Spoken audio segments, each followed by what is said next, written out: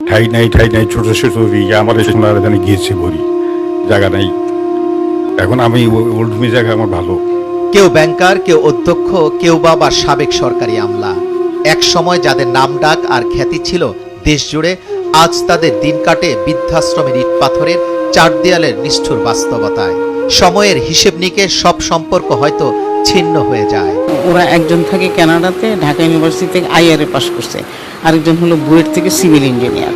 রবিতে আছে আমার ছেলে, আর মেয়ে তো শিক্ষিকা, কলেজে পড়াই। বড় ছেলে কানাডা, ছোট ছেলে ব্র্যাক ইউনিভার্সিটি ইয়েতে লেকচারার, আর মেয়ে বিয়ে গেছে, মেয়ে উত্তরা থাকে। একটা সময় স্বামী সন্তান আর স্ত্রীকে নিয়ে ঈদের আনন্দ উপভোগ করা মানুষগুলো আজ বড্ড একা। স্মৃতির পাতায় বারবার তাই খুঁজে ফিরে হারিয়ে ফেলা কিছু মুহূর্তের জীবনের শেষ প্রান্তে দাঁড়িয়ে অপেক্ষায় শুধু সন্তান এসে বাবা কিংবা মা বলে একবার যদি ডাক দেয়।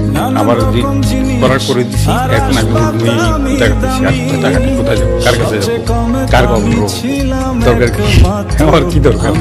সমস্যাগুলো চেনা, সমাধানটাও যে খুব কঠিন এমনটা নয়। তবুও সমস্যা সরিয়ে ছবিটা বদলাতে পারা যাচ্ছে না। বৃদ্ধাশ্রমের বাসিন্দাদের অনেকেই ৮০-র কোঠায়, কেউ বা আবার তার একটু বেশি কিংবা একটু কম। বয়স্ক পিতামাতাদের বৃদ্ধাশ্রমে রাখার পরিচিত সংকট ক্রমশ যেন পরিণত হচ্ছে দুরারোগ্য এক ব্যাধিতে। আমাদের একটা বাড়ি আছে বা ছিল, ওটা বেঁচে দিয়েছে। অনেকটা আক্ষেপ লুকিয়ে বললেন, সন্তানরা অনেকটা ব্যস্ত, তাদের সময় কই বৃদ্ধ বাবা মাকে দেখবার। তবে তাদের মঙ্গল কামনায় দোয়া করতে ভুলেন না। বাবা মা বুঝি এমনই হয়। ওরা খুব ব্যস্ত থাকতো, আমাদেরকে সময় দেওয়ার সময় আর থাকে না।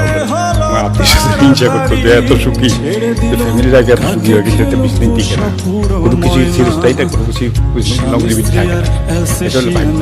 এই বিদ্যুৎ তো ২০০০ টাকা দিয়ে গেছে, বলছে ধরো তো ২০০০ টাকা রাখবে, কেন দিচ্ছে তাও জানি না, দিচ্ছে নিয়ে নিচ্ছে, দিলি নেই, নিশ্চিত করি না, দুঃখ দিই না, কারণ বলে দুঃখ থাকবে, বসে এটা চাই না, দিলে দিয়ে নি, আর না দিলে চাই না, আমার কোন দরকার দিই আর কার বলব না। বাস্তব জীবনটা অন্য, বাস্তব জীবন যে হইলো আল্লাহ তাআলা কার বল কি রাখছে এটা আল্লাহই জানে, ভাই জানে। মাঝে মধ্যে এমন ভাবি যে হয়তো আমি মারা গেলে সবাই আসবে, কিন্তু আমার নাতি ওরা আসে অনেক দিন পর পর। ওখানে ওরা চাকরি করে তো অনেক দিন পর পর আসে, মানে মনে করো ৪-৫ বছর পর পর হয়তো একবার আসলো। বড় মেয়ে আসছে ৭ বছর পর। না, ওরা এখন বলে যে বাচ্চা কাচ্চা নিয়ে এখন আমাদের চাকরির ছুটি পাই না, এসে অনেক কথা বলে। তা আমি বললাম যে ঠিক আছে, আসলে আসলে আসলে। ঈদ নিয়ে অতীতের স্মৃতি মনে পড়ে কি, এমন প্রশ্নে চোখ ছলছল করে উঠছে। আক্ষেপ করে লাভ কি, উল্টো প্রশ্ন ছুড়ে দেন। পরিবার পরিজন ঈদ করতে পারেন, দোয়া করি বা শান্তি দিয়ে বলেন। কতদিন না আমাদের মতো একদিন আপনারা বুড়ো হবেন, তখন আর পারবেন না। এখন যা করেন ওদেরকে শান্তি দেন, ওদেরকে সাহায্য করেন, ওদেরকে সুখ দেন, দুঃখ তো সহ্য দেওয়া না।